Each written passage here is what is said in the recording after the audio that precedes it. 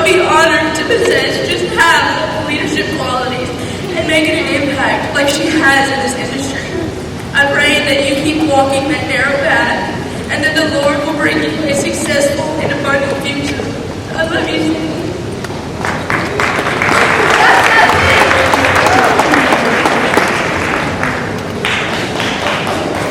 As I was growing up, I had the privilege to have someone I could share many secrets in math with. My Aunt Cindy was only 5 years older than me, so not only did I think the world of her, I wanted to be her. We lived from playing babies and Barbies together to me watching her cheer and dance.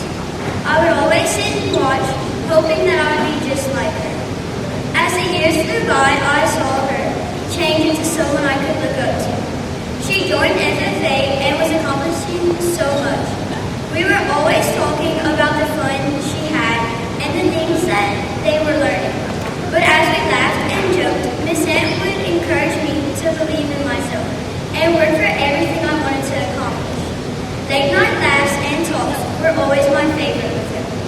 Last year, I sat in these chairs and watched her do the unthinkable. She went after her dream and conquered it. Not only did she conquer her dreams, she ran with them and soaked up every bit that being a state officer had to offer. The way that she worked and proved herself was inspiring. If I had to use 2 words to describe her, I would say passionate and confident. She shows amazing passion for things that she believes in and stands for. She stood by my side and taught me how to be confident when I decided to do my first public speaking event. As I was delivering this speech, I forgot what I was saying. I looked up, I saw her face. Of course she was smiling. I realized no matter how that speech turned out, she had given me all of the secrets that I needed to succeed. I took a deep breath and finished strong. I knew she was filled with excitement as I would sit next to her. I'm not sure if she realizes how important of a person that she is in my life. Watching her finish her year as a state officer and move on to conquer bigger and more exciting things has me wanting to say one last thing. I love you, Miss Ann. I am so proud of you. And while you thought I wasn't looking, you became the person that I looked up to the most.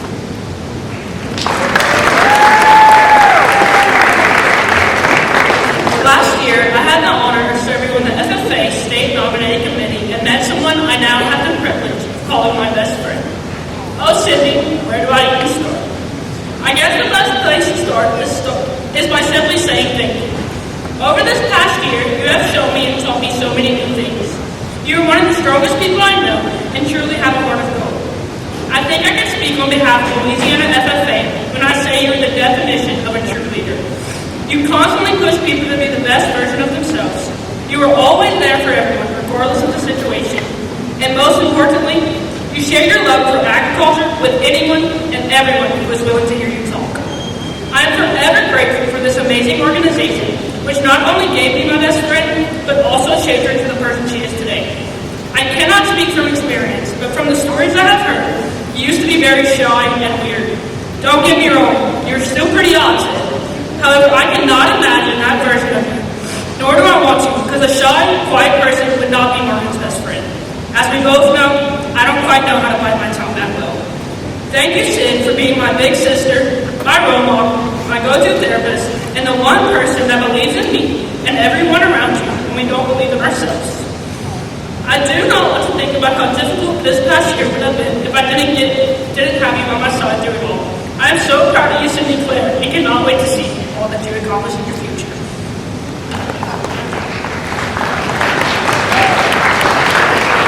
We are proud to present to you my cousin, My best friend, My Aunt, your 2022-2023 Louisiana State FFA Secretary, Cindy Bruchhaus.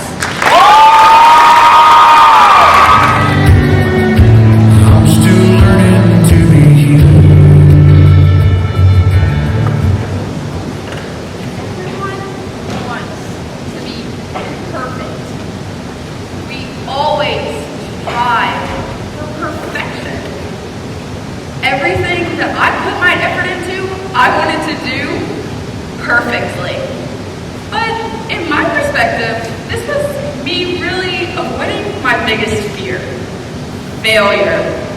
Now, many people are afraid of failure, but this one word kept me away from any situation that I was uncomfortable with, any situation that I didn't know how to approach, or any situation that I couldn't play out exactly in my head. Now, when I started to prepare to run for state office, I was asked many questions that I'd have to dig a little bit deeper to answer. So one day, I'm sitting in a personal panel practice, and this is the get to know you round of non-com. And I made it through almost all 3 of my questions perfectly. But then, I get to the 3rd one, and I was not positive anymore. I get asked, what is your biggest failure? I sat there for about 2 minutes, unable to answer this question. I let this question haunt me. I was constantly racking my brain, trying to figure out when I'd let myself fail. I started to think. So, I know how I define failure, but how does everybody else think of it? One way that I see failure is simply not being able to do something. So, imagine this. Sitting in a big red barn, standing on the top of a panel with a big heavy hay bag, trying to tie it to the rafters. Well, if I know anything about my dad, it's that he's a little bit rougher than normal. So he tells me, a little bit louder than normal, tie a knot. And I tell him back, a little bit louder than normal, I can't. And this moment right here is when I knew I messed up, because he was not a happy camper. He was very mad that I told him I couldn't tie a knot. So, being the perfectionist that I am, I jumped off the panel, put down the hay bag, and walked away from the situation. I couldn't figure out how the situation was going to end up. Have we ever been in a situation where we tell ourselves that we can't handle it? Some thoughts would take over my head when I was presented with these situations. I'm not good enough. I'm not going to be able to figure this out. What if I get it wrong? What if I embarrass myself? What if I disappoint my parents? What if my friends laugh at me? All of these thoughts would take over my head when I was presented with situations like this. And I didn't really know what to do. These what ifs are what I use to make my decisions. These what ifs are the main factor that held me back from growing as a person. When I think about that time in the barn, I see a few traits. I was very irritated. I was basing my self-worth off of tying a knot. Tying a knot. That may seem super silly, but I simply could not handle the fact of not being perfect. Have we ever been in a situation like that? Where the negative self-talk never stops? Where you blame yourself for every situation? Where you hold yourself to a higher expectation, a higher set of standards, and different rules than other people in your life? Does the fear of making one mistake simply stop you from starting? Well, I let it stop me. Many people are under the misconception that if perfectionism is not applied in all areas of your lives, then you don't struggle with it. But actually, perfectionism is enough in one area of your life to derail your mental health. A perfectionist is driven by internal pressures, like avoiding fear and judgment. Have we ever been in a situation where we're so scared of failure, the word simply simply don't come out of your mouth. Well, I can tell you, I most definitely have. Picture this. You're in a big, fancy room all the way up in Washington, D.C. Sydney's sitting at a 16-foot-long, polished wooden table to talk to a legislator. An elected Louisiana legislator was here to talk to me about FFA and about how it's impacted all of us in this room. At first, he gave the most basic self-introductory questions. Nothing that I couldn't follow along with, right? But then, he started talking business. Yeah, as much as me and my team prepared and practiced for a moment like this, I simply could not get a word out of my mouth because I was so scared to disappoint my teammates. I was so scared to say the wrong thing. No, I didn't know what I was doing at the time. So, I sat back in my chair with sweaty palms, and I let my teammates put on the show. In the middle of all this, between the smiles and the back and forth conversation, the legislator's eyes stop on me. And he says, "What exactly is FFA?" Every single eye laid on me. Every single head turned towards me. And they all looked at me, and I was so worried about all these sudden movements that I couldn't even answer or process the question. I was searching for something to come up, but nothing would come up. My body went numb. A flash of panic ran through my mind as I searched for the perfect verbiage to answer a question that I answered so many times. A question that I answered to so many different people in many different ways. I was throwing away an opportunity that was quite literally sitting in front of me. And I didn't really realize it right away. It took a few months for me to think about these visits. And then I began to ask myself, why did I not participate in these conversations? I really became upset. Because as I started to think, I noticed that I let perfectionism take away some once-in-a-lifetime opportunities that I was presented with throughout my state officer year. And I'm really glad that I realized this issue.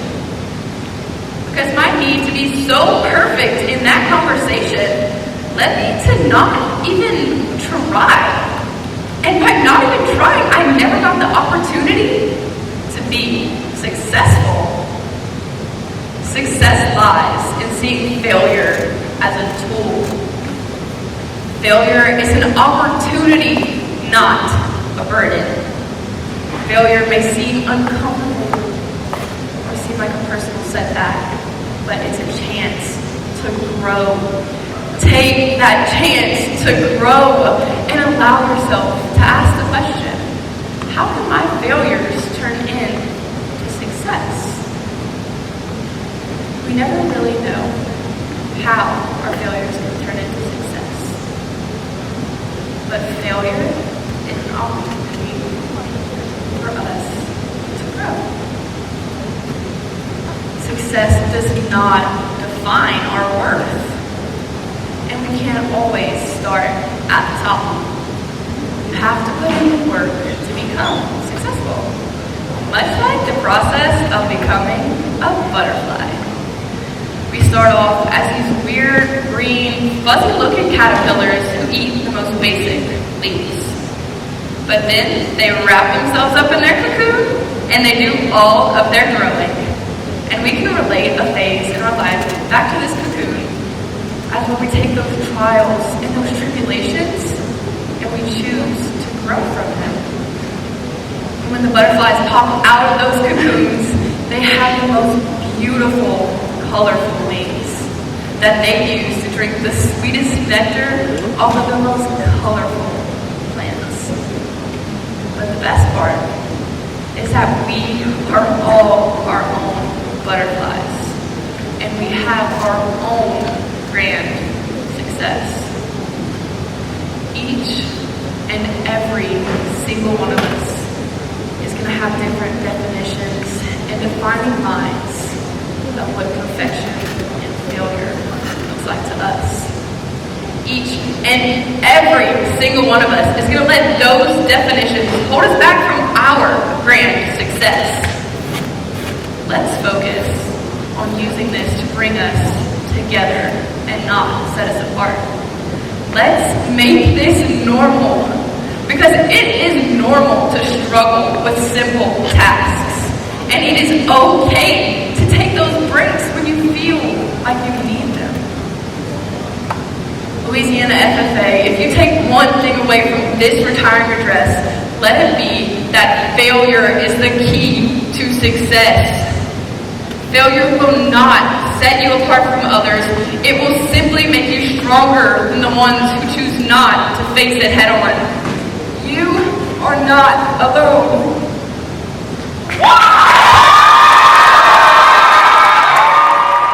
Boat while it's sinking, but I ain't half as tough as what I'd have you thinking. If you really knew her, you know I'm the weak one. 'Cause she's like a lighthouse standing in the path of a mad hurricane. And her kind laughs at the lightning and dances around in the rain. And when I'm at the end of my rope and I don't know if I can hold on, she's stronger. Back together. God knows I ain't perfect, but she's making me better. If I never met her, I hate to think where I'd be. She's like a lighthouse standing in the path of a mad hurricane. And her kind laughs at the lightning and dances around in the rain. But when I'm at the end of my rope and I don't know if I can hold on, she's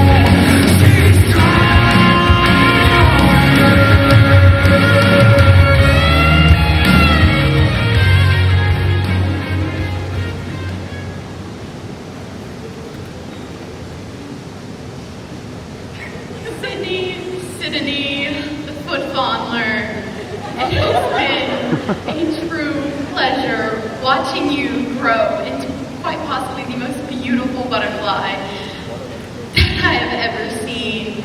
You have been a true inspiration to the entirety of this organization, and I am forever grateful that I've been able to call you a friend and a teammate.